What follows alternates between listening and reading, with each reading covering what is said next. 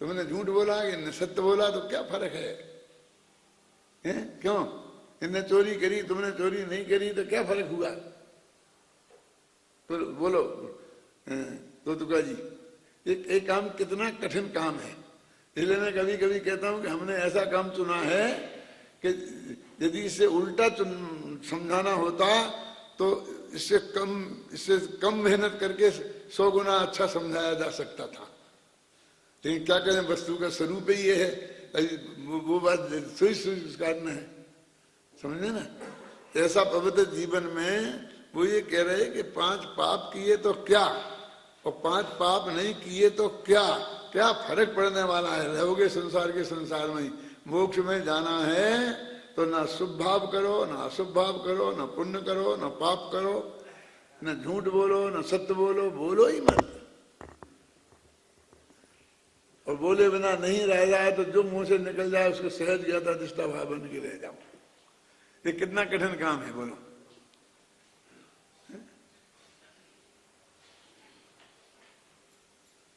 अन्ना जी आएंगे तो कहेंगे ऐसा करोगे तो ऐसा भोगना पड़ेगा, ऐसा करोगे तो ऐसा भोगना पड़ेगा, ऐसा करोगे तो ऐसा भोगना पड़ेगा, है।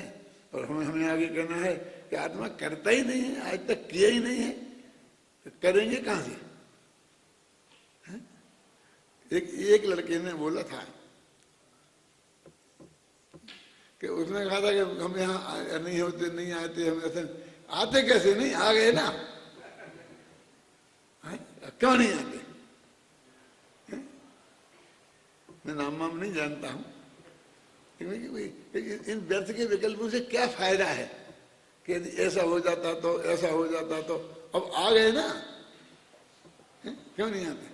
भगवान के ज्ञान में पहले ही झलक गया था हमें आना था, तो अनंत काल पहले है कि हमें यहाँ आना था, यहाँ पढ़ना था 5 साल, फिर नहीं आते का सवाल खड़ा करके एकदम व्यर्थ के प्रश्न खड़े करके विकल्पों में हम क्यों उलझते हैं? तो ये एकदम एक तरह से समझ लोगे वो निरंतर वही तुम करते हो 7 दिन में कभी कभी डिबेट, जैसे डिबेट से जैसी ही होती रहती है। जिनवाणी नहीं है, जिनवाणी का स्वरूप ऐसा है, मेरे कहने का मतलब। वो कहते हैं पुण्य पाप में अंतर नहीं, क्या वो बता रहे हैं 4 बताए, क्या क्या चीजें 4 हैं, बोलो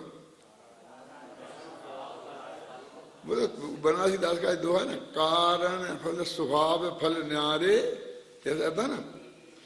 पहला कारण, दूसरा स्वभाव, तीसरा हेतु फल, और चौथा आश्रय। ये 4 चीजों की अपेक्षा वो कहते पुण्य पाप में फर्क है। क्या बात करते हो, एक है। कहाँ कहाँ अशुभ भाव, झूठ चोरी कुशील परिग्रह के भाव, हिंसा के भाव, और कहाँ जीवों के दया के भाव, रक्षा के भाव, बचाने के भाव। ऐसा बोलते हैं नहीं बोलते?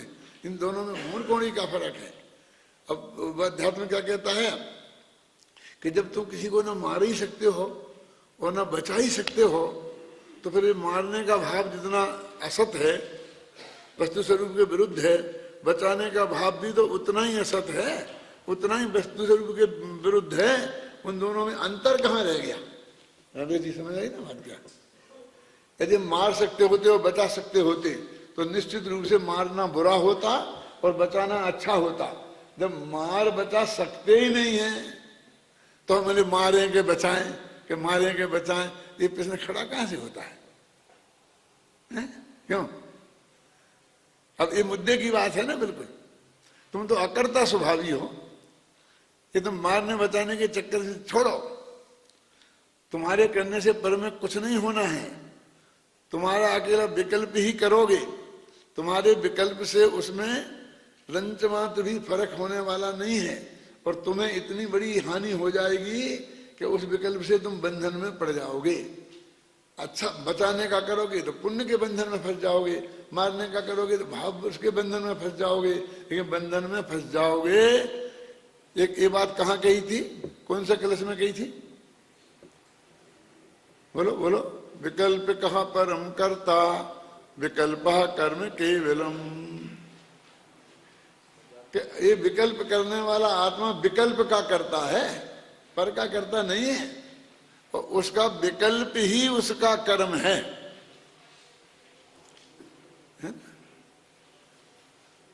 इन क्या कह रहे हैं, धैर्येंद्र पद्मावती ने पारसनाथ की रक्षा करने का विकल्प किया था, बस बात यहीं तक सच्ची है। उनकी रक्षा की थी ये सफेद झूठ है, क्योंकि वे कर ही नहीं सकते थे। और कमठ ने मारने का भाव किया था, विकल्प किया था, बस यहीं तक बात सच्ची है, वो मार तो सकता ही नहीं था। वज्र में सब नाराज सनन का शरीर था, उसमें पत्थरों का क्या असर होने वाला था?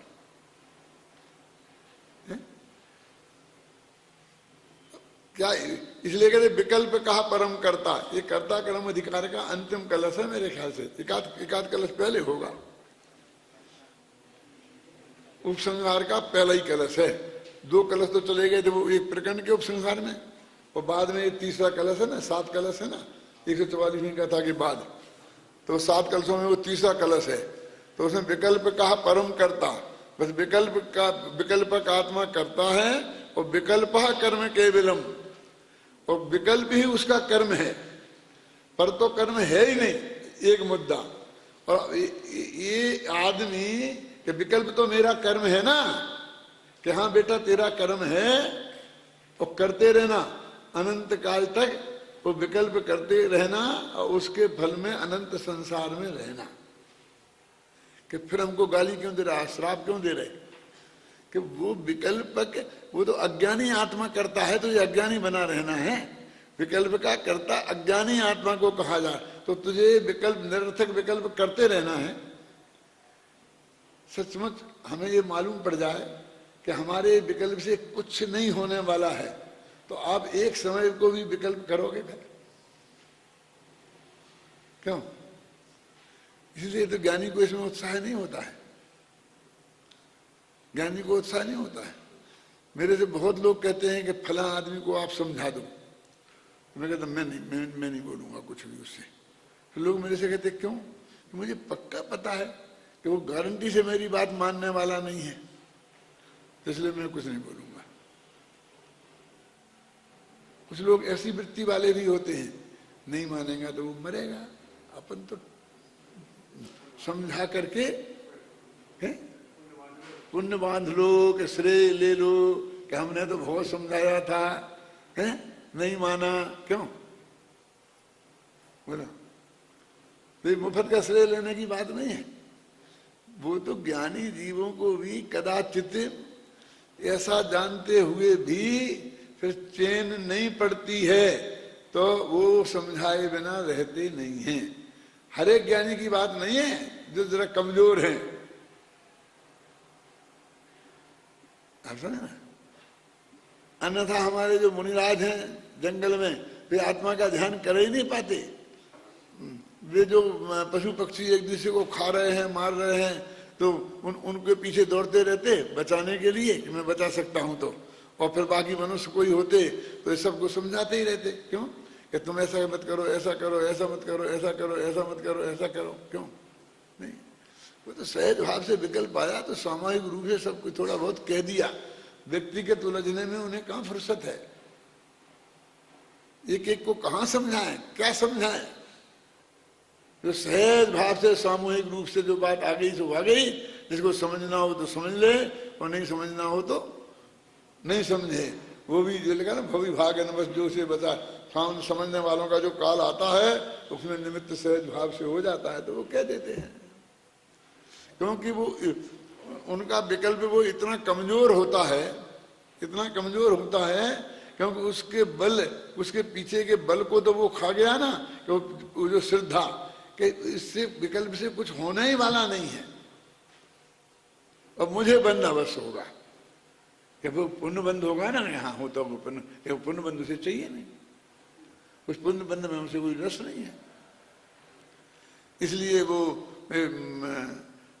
एक लड़का ने यहाँ भी बोला था, मैं कोई जबलपुर गया तो वहाँ भी और कई जगह मैंने सुना है, वो पंक्तियाँ मुझे याद रह जाती हैं कि ये बादल जाने वाले हैं। क्या है, क्या बोलता है, कौन बोलता है? हाँ?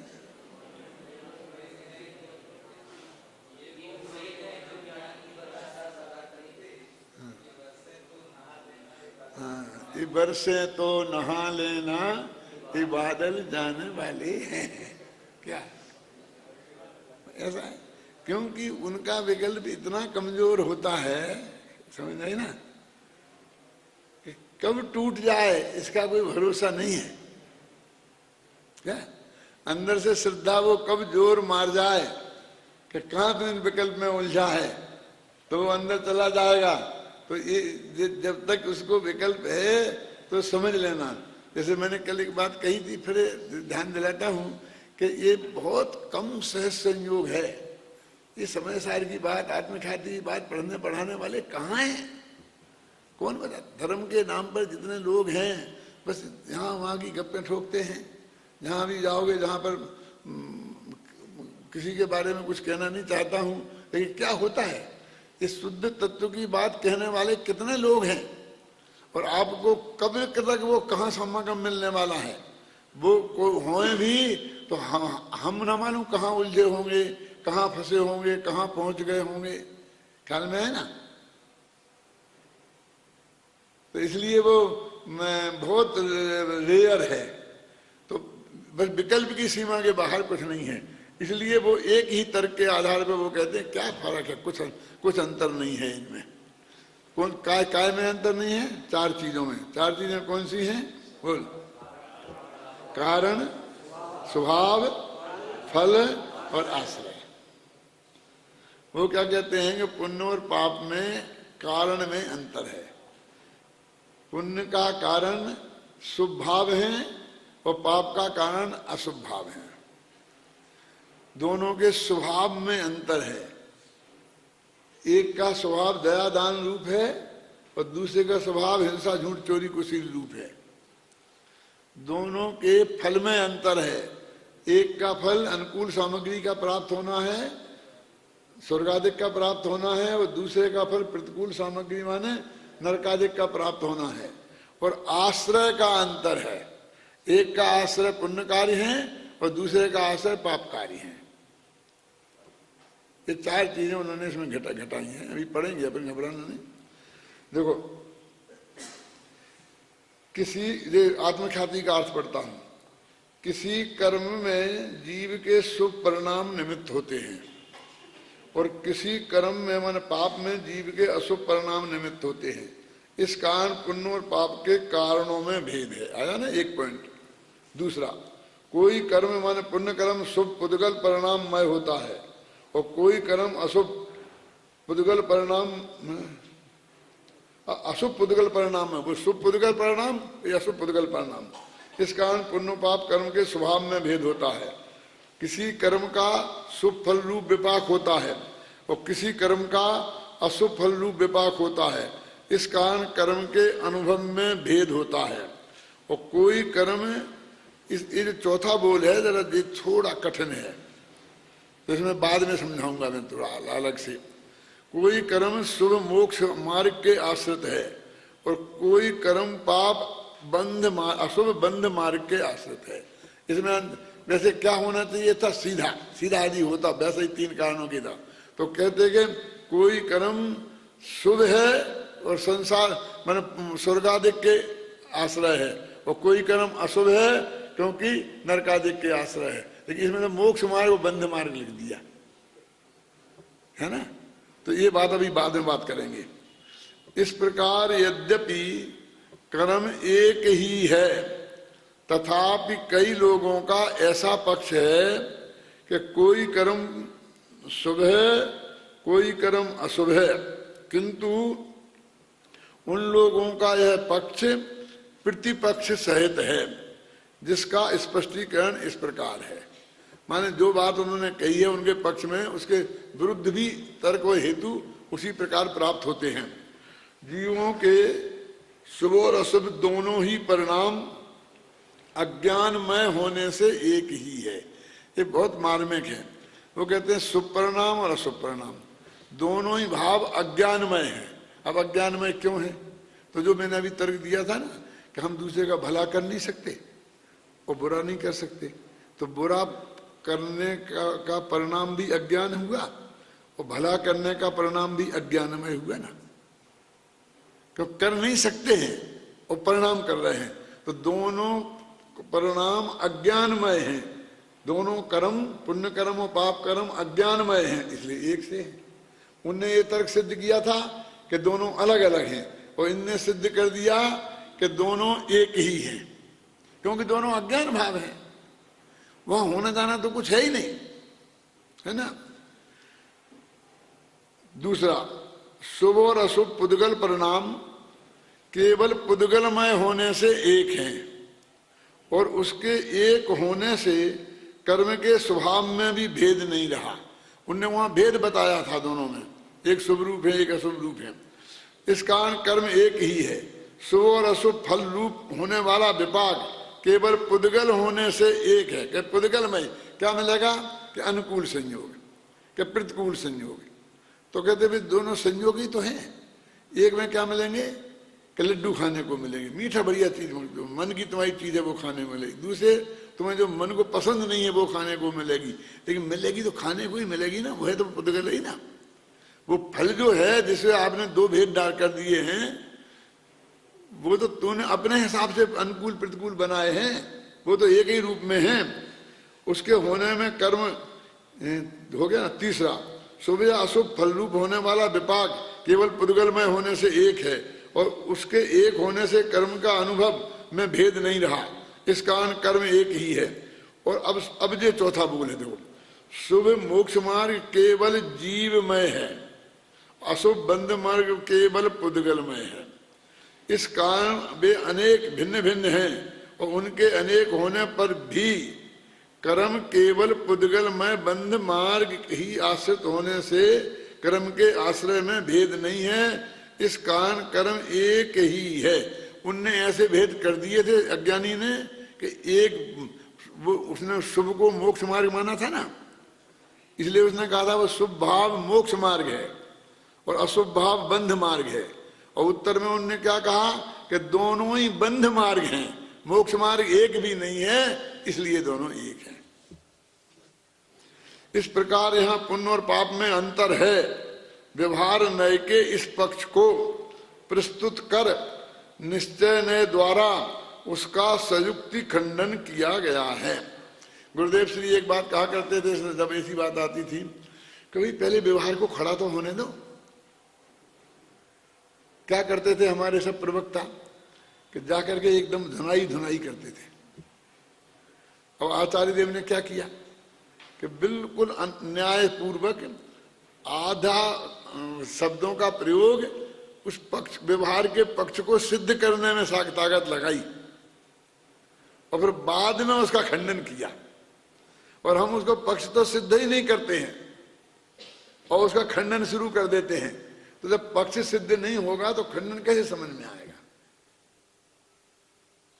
इसको हम करुणा प्रथमानियोग की भाषा में ऐसा समझे। पद्म पुराण आपने पढ़ा होगा, तो यदि वो 600 पेज का पद्म पुराण है तो शुरू के 350 पेज में राम का नाम तक नहीं आता है, रावण ही रावण का वर्णन है। पढ़ना देखना, मंगलाचरण में राम का नाम ले दिया हो तो अलग बात है,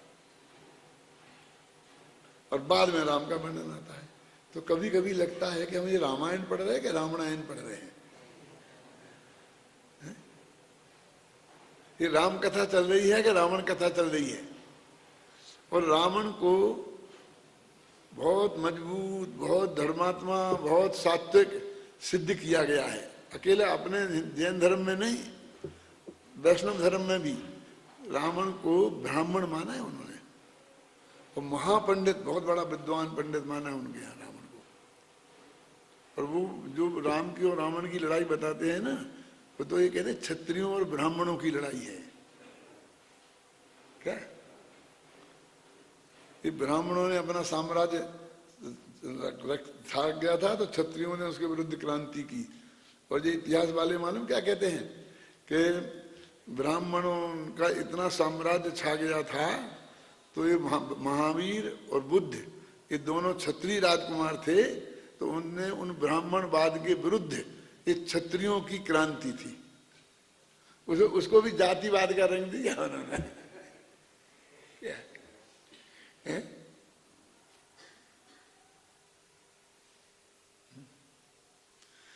रामायण तो तूने पढ़ी नहीं होगी किसी ने, और शायद जिंदगी में पढ़ोगे भी नहीं, लेकिन मैंने आद्योपांत कई बार पढ़ी है। उसमें एक शब्द 1000 बार से कम नहीं मिलेगा, और वो शब्द ऐसा है कि जिससे जितने भी गैर ब्राह्मण लोग हैं, हिंदुओं में, जैनियों की बात नहीं कर रहा हूं, वे सबसे ज्यादा चिढ़ते हैं उस शब्द से, तुलसीदास के उस शब्द से। वो कौन सा शब्द है? भूसुर। सुने ही नहीं होगा।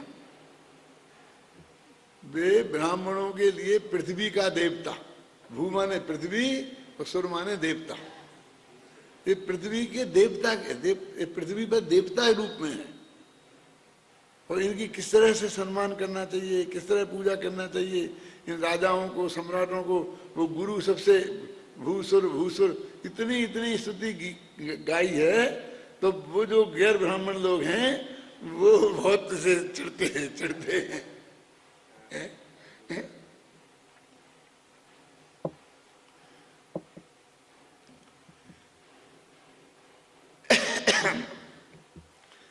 मतलब उन बातों को हम पूरा, तो उसमें भी रावण के बहुत गीत गाए हैं शुरू में, आप पढ़ना गीत है।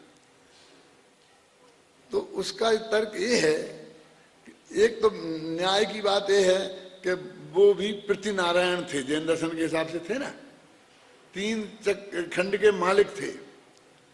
उनके यहाँ भी रावण का पूरा, इंद्र को भी जीत लिया था। अग्नि देवता उनके यहाँ रसोई बनाता था, जल देवता उनके यहाँ पानी भरता था, वायु देवता उनके यहाँ बुहारी लगाता था, सब देवताओं को गुलाम बना लिया था वो रावण ने। ये तो सुना ही होगा ना आपने। यानी वो बहुत शक्तिशाली था और फिर बहुत धर्मात्मा था। अपने यहाँ भी आता, ऐसी भक्ति की थी कि वो भी निकल गया। आता क्या नहीं आता? तो ये सब सिद्ध किया, और बाद में जाकर के फिर ऐसे रावण को राम ने मारा। तो वो सारी जो महिमा थी रावण की, वो राम के खाते में ट्रांसफर हो गई। और यदि ये कहते रावण था एक छोटा जैसा लड़का था, पिद्दी दुबला पतला, एक चांटा मारो तो गिर जा, रोने लगता था और रो पड़ा था, इसलिए नाम उसका रावण पड़ा था। तो ऐसे रावण को राम ने मारा तो क्या मजा था? तो राम कोई महान कहलाते क्या?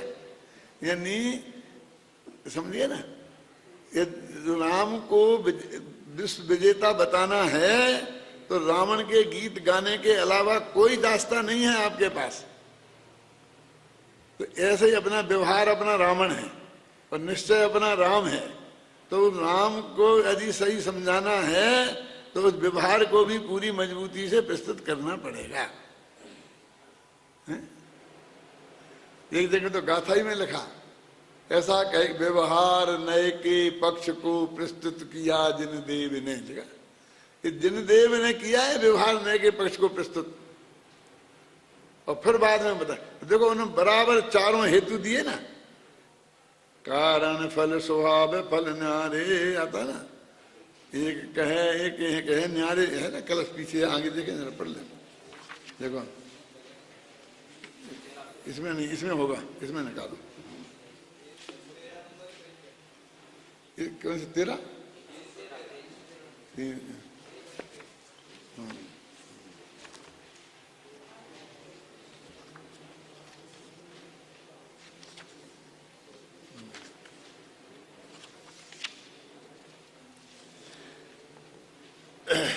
को शिष्य कहे गुरु पाही, पाप पुण्य दो सम नाही।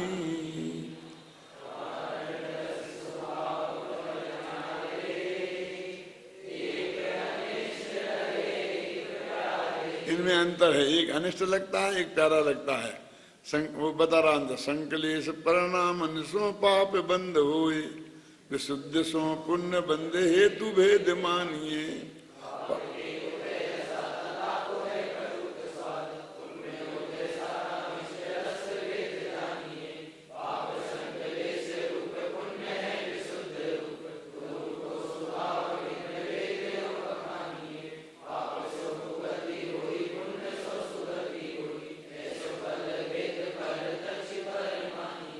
अब देखिए, पढ़ लो। पाप बंद पुण्य बंद दुहु में मुकति नाय।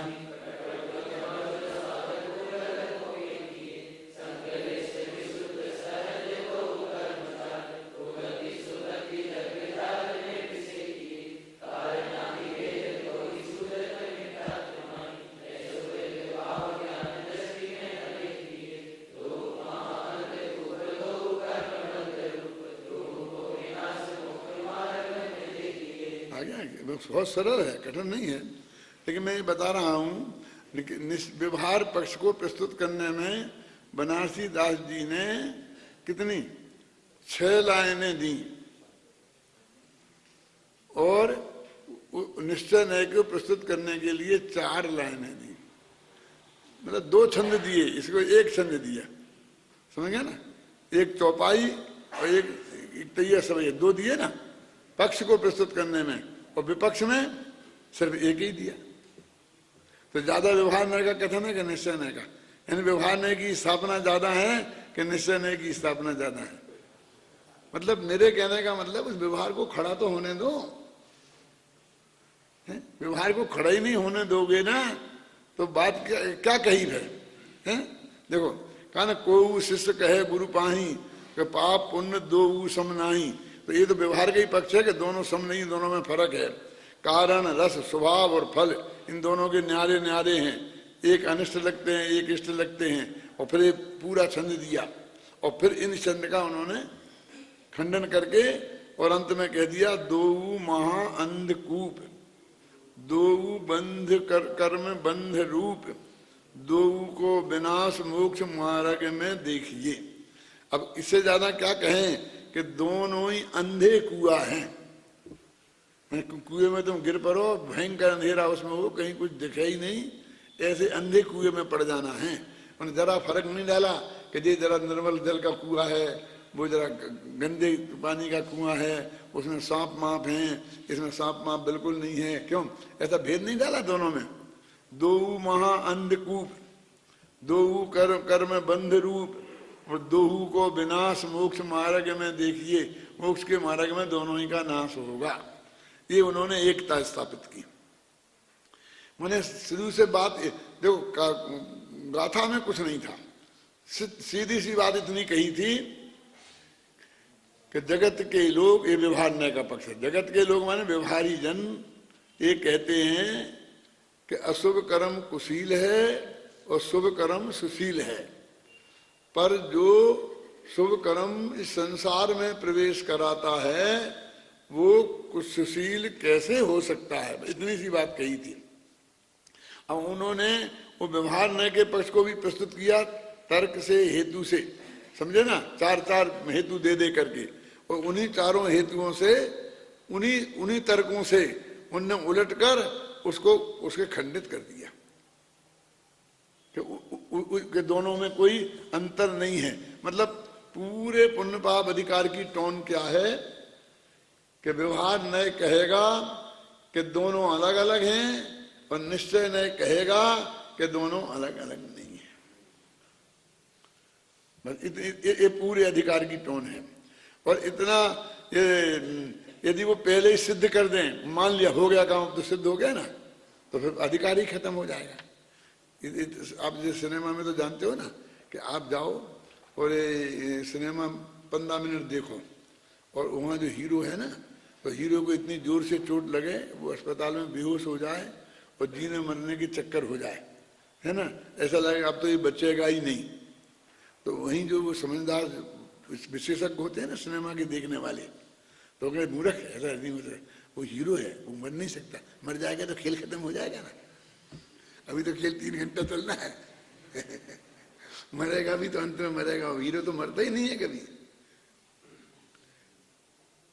वो उसको लगता, सारे सिनेमा वालों को लगता है कि मरा बचेगा ही नहीं, लेकिन जो विशेषज्ञ बैठे होते हैं ना एकदम उसके, हैं, जिनने सैकड़ों सिनेमा देखे होते हैं, समझे ना, जैसे कुंद समय सार के विशेषज्ञ थे ना आत्मा के, ऐसे वे भी विशेषज्ञ होते हैं। वो कहते नहीं ऐसा हो ही नहीं सकता है, एक गारंटी से नहीं मरेगा, ये तो इसकी पिटाई करेगा अच्छी अभी, फिर ऐसा होगा फिर ऐसा होगा, वो पूरी बात सब जानता है कि तूने फिल्म देखी थी, नहीं देखी नहीं है मैंने, क्या मुझे केवल ज्ञान है ना इसका। सब ऐसा ही होता है ना। तो यदि यहाँ भी आचार्य कहते नाटक है ना, समय ऐसा पुण्य पाप के एकत्व द्वार की नाटक का स्टेज है ना, यदि अभी यही खत्म व्यवहार खत्म कर दोगे, उसे खड़ा नहीं होने दोगे, तो नाटक कैसे चलेगा? क्यों? नाटक में एक हीरो होता है और एक वो नायक और खलनायक होता, क्या बोलते हैं उसको, विलेन। उसके बिना कैसे फिल्म चल सकती है? तो वो तो अंततः वो विलेन भी जिंदा रहेगा। यदि वो विलेन मर गया तो फिल्म खत्म, और हीरो मर गया तो फिल्म खत्म। खेल तो तब तक ही चलेगा कि जब ये दोनों जिंदा रहेंगे। तो आपको समय सार में भी बराबर दोनों को जिंदा रखना पड़ेगा। बराबर दोनों तरफ के पक्ष विपक्ष के तर्क युक्तियां आती रहेंगी। देखो अब ये पन्ने पढ़ लिया ना।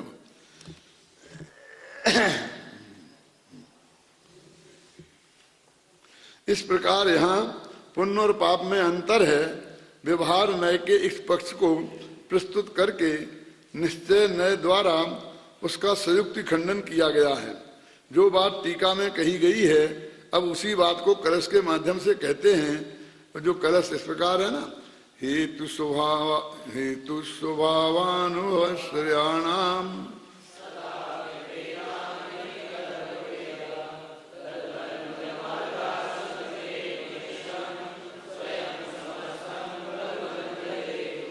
अरे पुण्य अरे पाप कर्म का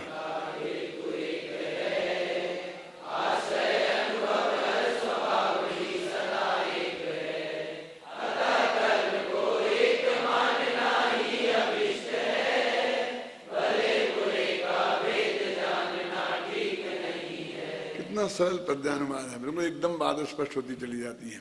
जो बात टीका में उन्होंने तर्क युक्ति से सिद्ध की, वही बात कलश में उन्होंने बिल्कुल सीधे रूप में रख दी। पूर्व पक्ष रखा ही नहीं, और जो निष्कर्ष का निश्चय न्याय का पक्ष है उसको उन्होंने रख दिया। क्या अब एक दफे मैंने कहा था और आपने सुना होगा कि तर्क के भार को पद्य बहन नहीं कर सकता। पढ़ा होगा ये वाक्य कहीं कि तर्क जो है, तर्क वितर्क न्याय, वो पद्य में नहीं लिखा जा सकता। क्यों? तो उसमें एवं चेद एवं साध एवं चेद एवं साध एवं चेद एवं साध, ऐसा तर्क वितर्क बहुत होता है। तो वो तर्क वितर्क जो है वो पद्य की भाषा में नहीं लिखा जा सकता, क्योंकि वहाँ कई शब्दों के लिए जगह नहीं होती है, तो एक शब्द छोड़ना पड़ता है। कई शब्द ज्यादा भर्ती के भरना पड़ते हैं, कम हो जाते हैं तो उनको बाहर से भरना पड़ता है, ऐसा करना पड़ता है ना। और गद्य में सामने वाला पक्ष वाला है, भर्ती के शब्द भरोगे तो वो लड़ पड़ेगा, उसके सामने नहीं कर सकते तुम ऐसा कर सकते। देखो तत्वा सूत्र है ना, तो तुमने सर्वा सिद्धि पढ़ी अभी किन्हीं ने, कितने लोगों ने पढ़ी? राजभारती सर्वा सिद्धि, हाथ उठाओ। मैं पूछूंगा कुछ नहीं, बस अगले सिर्फ बता दो, मुझे अंदाज लगे कुछ। इतना तो मैं जानता हूँ कि कम से कम 60 लोगों ने पढ़ी है, क्योंकि वो जो कोर्स में है ना जिन में, लेकिन लोग हाथ नहीं उठा रहे। डर लगता है ना। मैं कुछ पूछने वाला नहीं, मैं तो सिर्फ ये बताने वाला हूं कि उसमें ये तो बार बार आता ना हर सूत्र में, कि इस सूत्र में एक अक्षर कम क्यों हो गया, ज्यादा क्यों हो गया, अच्छा शब्द क्यों लगा दिया, फलाना क्यों नहीं लगाया, इस सूत्र को आगे क्यों कहा, पीछे क्यों नहीं कहा, संसारिणो मुक्ताश्चय क्यों, और समनस का ममनस का, इन दोनों के बीच में संसारणा क्यों डाल दिया, पीछे भी लगता है आगे भी लग सकता है, ये मध्य दीपक है। ये सब बातें पढ़ी होंगी ना, है? कुछ ऐसा लगना तो चाहिए ना मुझे कि हाँ तुमने कुछ पढ़ी है। मतलब वो गद्य है ना तो सारा तर्क चलता है, लेकिन पद्य में कहीं ऐसा नहीं किया। लेकिन गद्य में गेयता नहीं होती, उसे गा नहीं सकती, है ना। और इसलिए वो गद्य याद रखना बहुत कठिन है, और पद्य याद रखने में बहुत सरल होता है। इसलिए उन्होंने वो सारा निष्कर्ष जो पूरी टीका में तर्क युक्ति से सिद्ध किया था, उसे इस कलश में पद्य के रूप में उन्होंने प्रस्तुत कर दिया है। कल में है ना कि अरे पुण्य और पाप कर्म का हेतु एक है। जो अनेक वाली बातें नहीं कर रहे ना, आश्रय अनुभव और स्वभाव भी सदा एक है, अतः कर्म को एक मानना ही अभीष्ट है, और भले बुरे का भेद डालना ठीक नहीं है। बिल्कुल गद्य जैसा पद्य है, इसमें अन्वय नहीं लगाना पड़ता है, ये कोशिश की है। इसमें थोड़ी बहुत कहीं छंद में आपको तकलीफ भी पड़ेगी, थोड़ा दोष भी हो सकता है छंद संबंधी, लेकिन उसमें सरलता की तरफ ध्यान रखा है। क्योंकि अकेले तुम तो विद्यार्थी हो, इसलिए गहराई से पढ़ते हो तो समझ ही लोगे, लेकिन जो बाकी के जो साधारण लोग हैं, जो तर्क की गहराई में नहीं उतरते हैं, उनकी समझ में भी सहजता से आता जाए।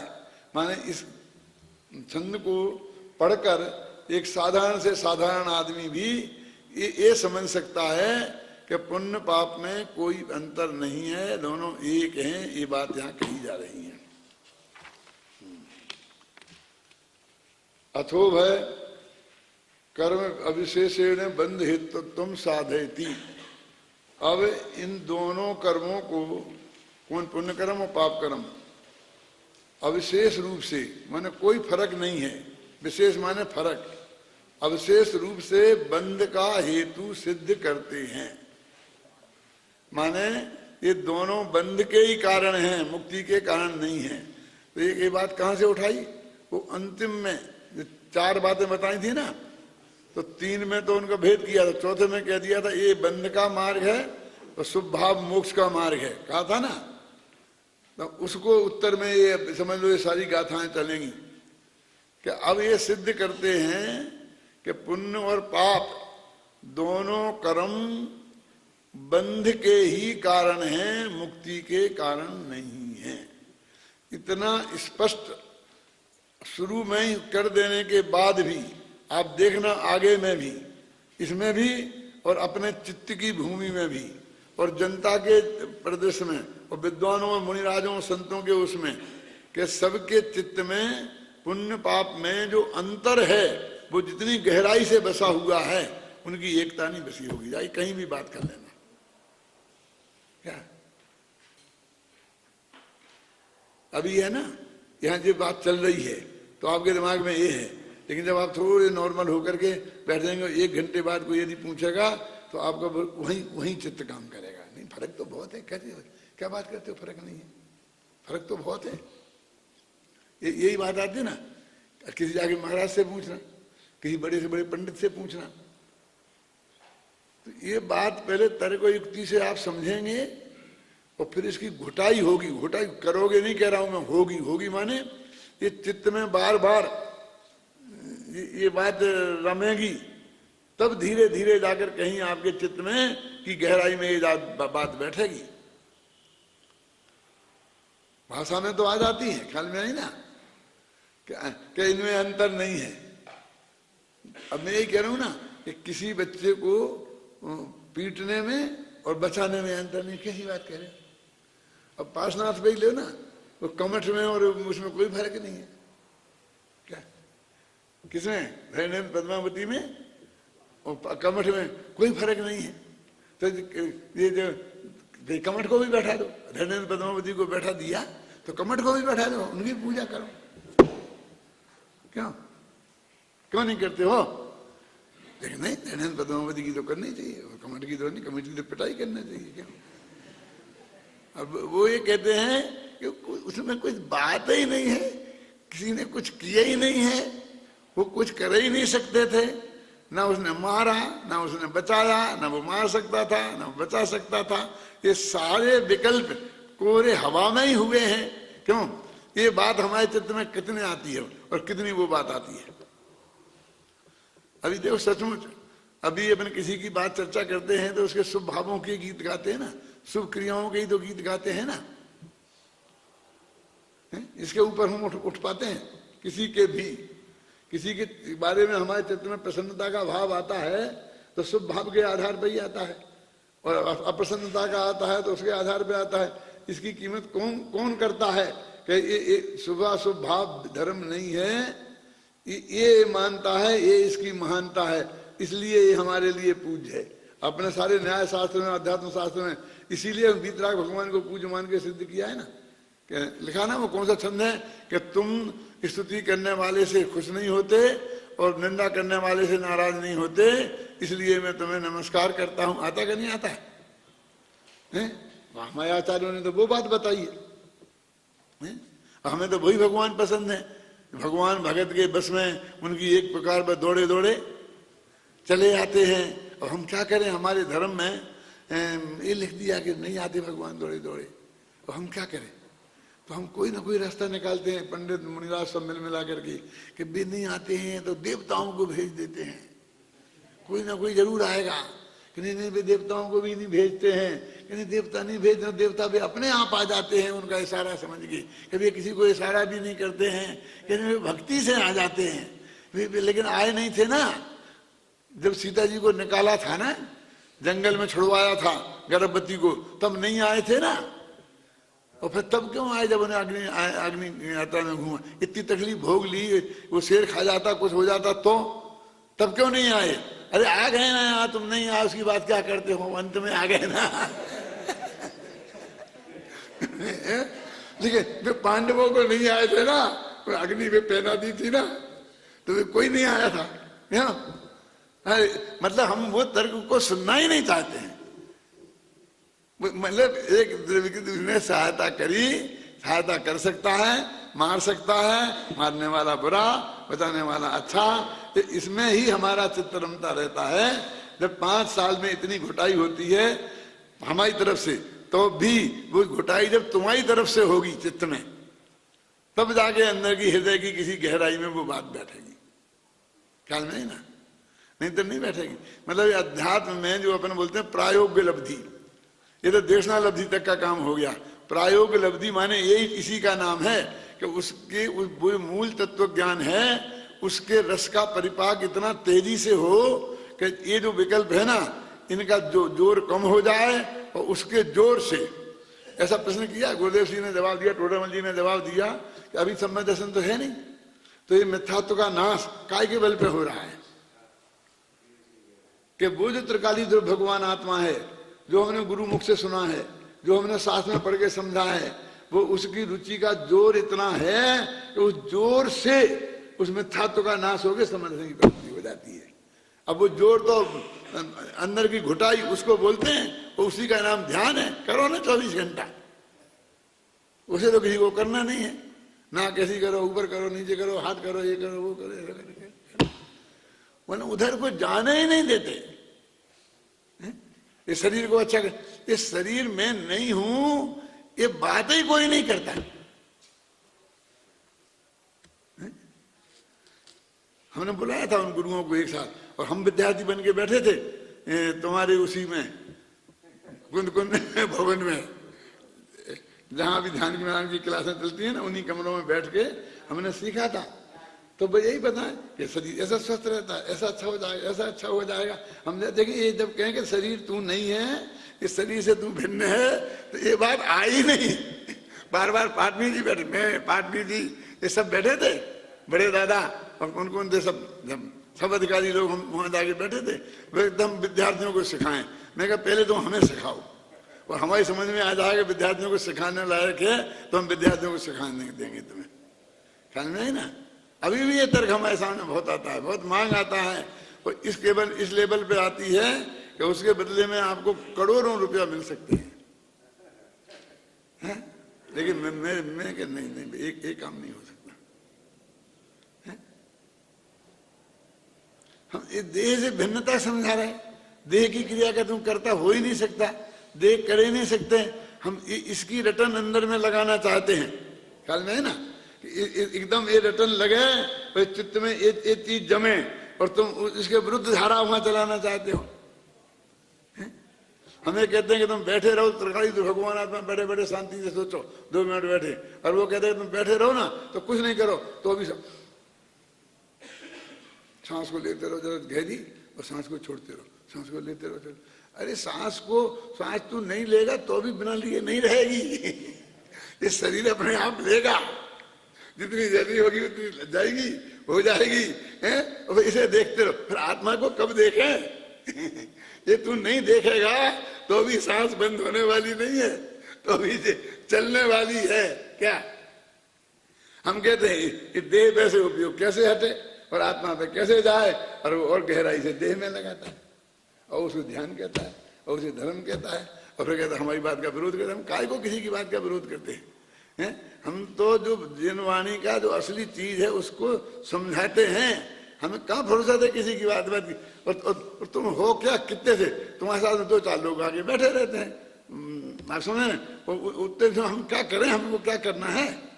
सारा जगत तो बड़ा है, इतना बड़ा, ख्याल में है ना। तो इसलिए मैं कहता हूं कि वस्तु का स्वरूप क्या है उसको गहराई से हमें समझने की कोशिश करना चाहिए।